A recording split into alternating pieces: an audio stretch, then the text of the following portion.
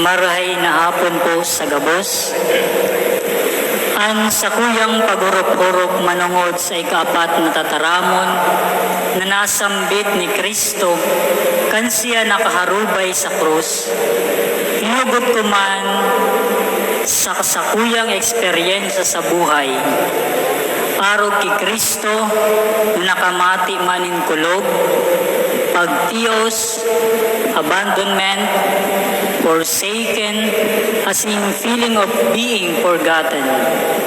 Alagad may paglaong, siring man ang sakuyang namatayan, kan inagihan ko ang kadipisilan sa punto kan sakuyang buhay.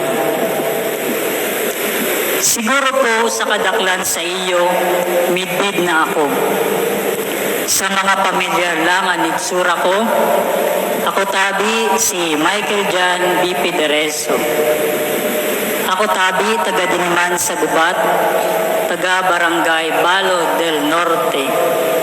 Aki ninda Erlinda asin Romeo Federeso.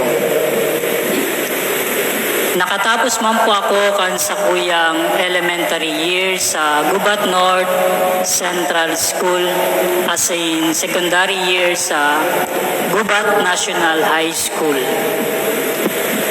Dati man po akong sakristan kan parokyang ini. As in, natawanin dakulang grasya na makasimbag sa pag-apod ni Kristo bilang seminarista kaidto. Asin nakatapos sa sakuyang pag-adal sa filosofiya sa Our Lady of Peña Francia Seminary College Department sa Bibingkahan, Sorsogon.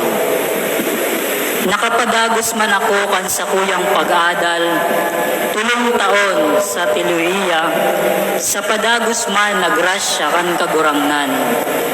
Dawa igwa man ako kan mga kabihaditan sa buhay, mga pagkakasala, asin pagduduwa-duwa sa sakong bukasyon, nagpadagos sa pagsimbag sa pangapudan kan kagurangnan.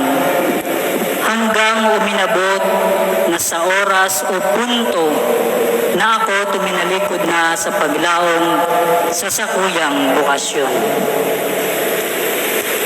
Diyos ko,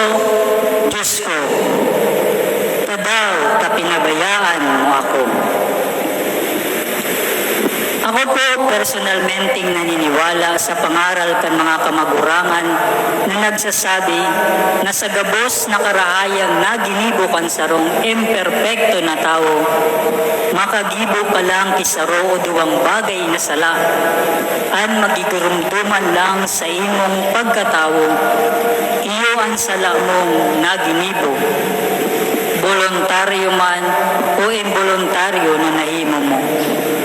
Iyo man ini ang primeramenting rason kunakay I was forsaken or cast out of my seminary formation. During those years, when I unwillingly left my seminary journey, I did experience depression, hopelessness, and worse, I little by little doubt about the mercy and compassion of God, even His very existence. When I left the seminary, I did feel betrayed by those people whom I trust and considered as my extended family, friends, and home. I hardly can imagine myself from being a theologian who did God an average of 1, studying the sacraments of Christian initiation, baptism, confirmation, Holy Eucharist, and striving to value and know the deeper meaning of the other sacraments, confession, anointing of the sick, holy orders, and matrimony.